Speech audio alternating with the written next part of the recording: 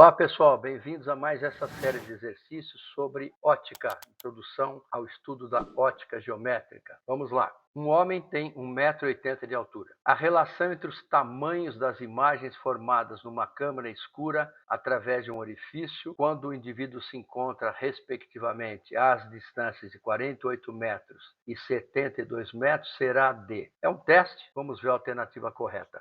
Bom, na série anterior do exercício, nós falamos sobre a câmara escura de orifícios.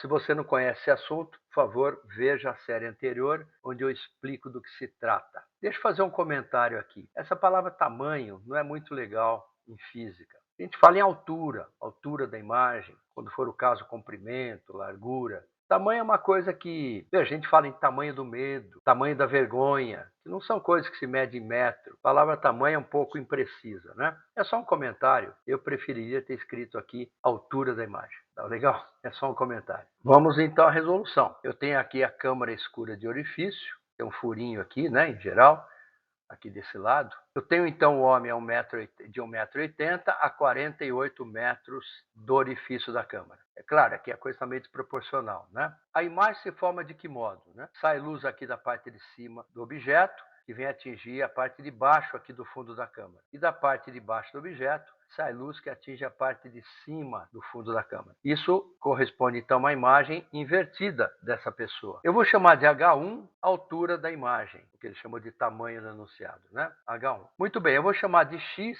essa profundidade da câmara, que vai ser igual nos dois casos, porque a câmara não muda. No segundo caso, uma coisa parecida, a altura do homem é a mesma, 1,80 m.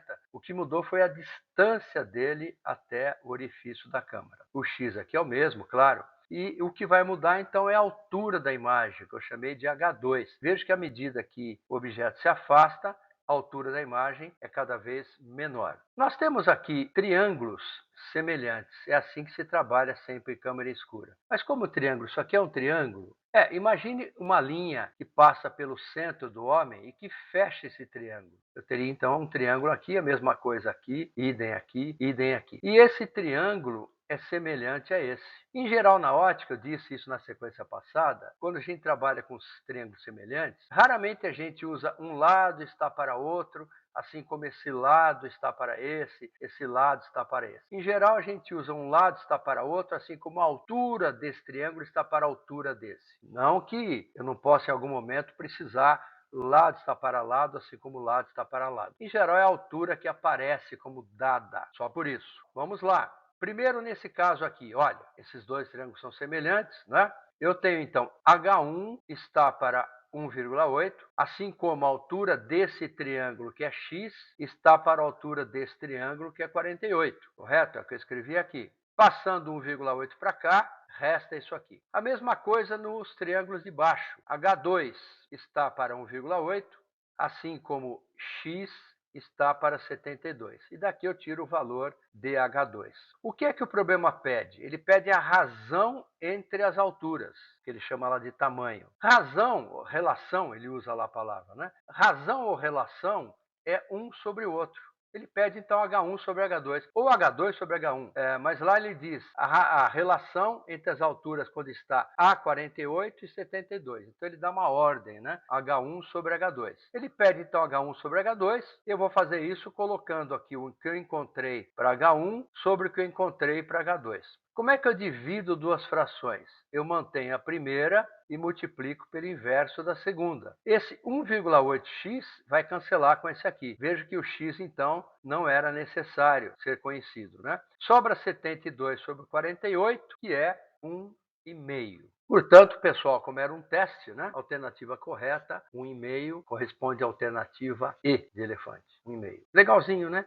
Esse problema. Vamos agora a um exercício que caiu na Sesgran Rio, lá no Rio de Janeiro. Eu tenho grandes amigos lá, um abraço para eles, professores, outros que não são professores, mas grandes amigos. Às 18 horas, uma pessoa olha para o céu e observa que metade da Lua está iluminada pelo Sol. Não se tratando de um eclipse da Lua, então é correto afirmar que a fase da Lua nesse momento só pode ser quarto crescente, quarto minguante, Lua cheia, Lua nova, Vamos ver isso. Aqui tem um papo interessante. Nós não conversamos ainda sobre as fases da Lua, que é um fenômeno puramente óptico. Tá legal? Eu deixei para conversar aqui agora com vocês, ao invés de conversar sobre esse assunto lá durante a aula. Tá legal?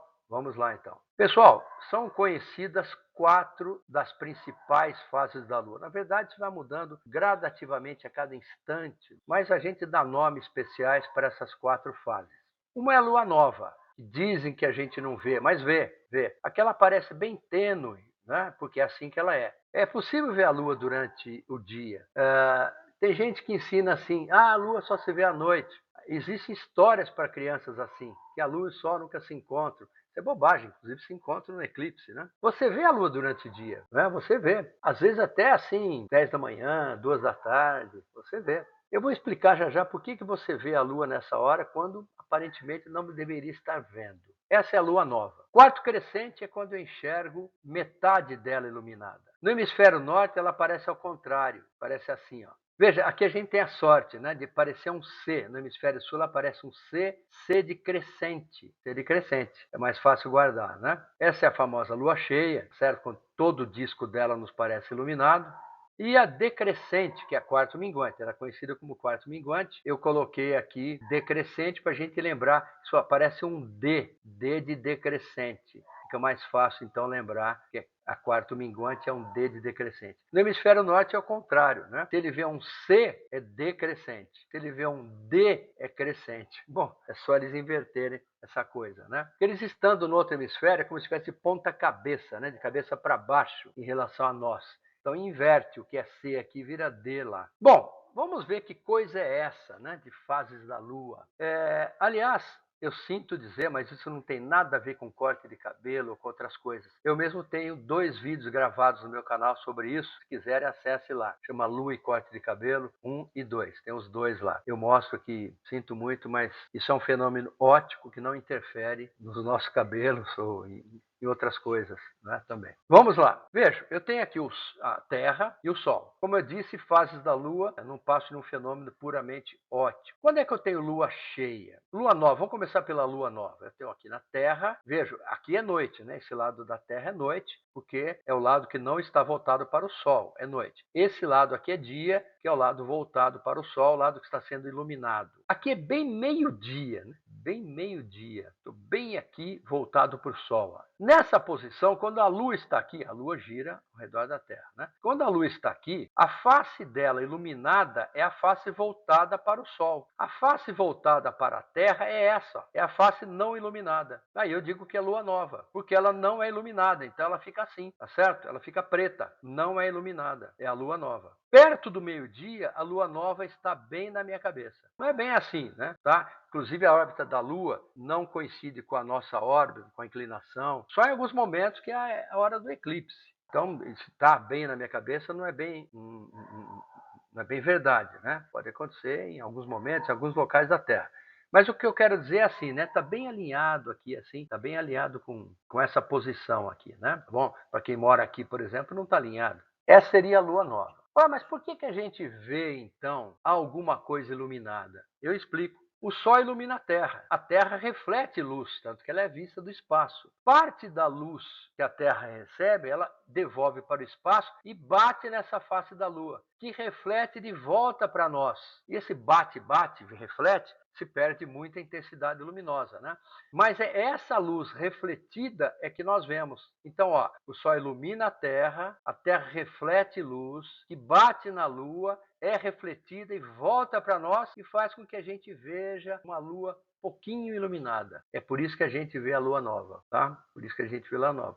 Na verdade, a rigor não veria a Lua nova, né? Então a Lua nova é essa aqui. A Terra gira assim, ó, nesse sentido. Se a gente olhar do norte, do polo norte, ela gira assim, ó, no sentido anti-horário. Então, se aqui é meio-dia, aqui está indo já para a noite, né? Aqui é noite, aqui seria tipo 6 da tarde, aqui meia-noite, aqui 6 da manhã e aqui volta a ser meio-dia, né? Assim grosseiramente. Então, a Lua nova está aqui, tá? Ela está bem no alto, no meio da manhã. Depois, quando a Lua chega nessa posição, ela tem essa face iluminada pelo Sol e essa face escura. Não esqueça que o Sol está muito longe, né? Do jeito que está aqui, dá a impressão que estaria iluminado um outro pedaço da Lua, né? Mas o Sol está bem longe. Então, realmente, é essa face aqui que é iluminada e essa é escura. Aqui da Terra, é isso que eu veria. A parte voltada para o Sol iluminada, a outra parte escura. Essa aqui, ó, é a chamada quarto crescente. Veja, olhando por aqui assim, né? Isso aconteceria tipo 6 da tarde, quando está entrando na noite. Ela estaria bem no alto aqui. Depois, quando a Lua está aqui, a face iluminada pelo Sol é a face exatamente voltada totalmente para nós. Repito, né? As coisas não estão no mesmo plano, senão a Terra estaria escondendo a Lua. É o que acontece durante um eclipse, né? Quando a Lua está exatamente atrás da Terra. Mas, em geral, isso não está acontecendo. Então, aí nós vemos a Lua cheia, que lá para meia-noite está bem no alto das nossas cabeças, a grosso modo, assim, né?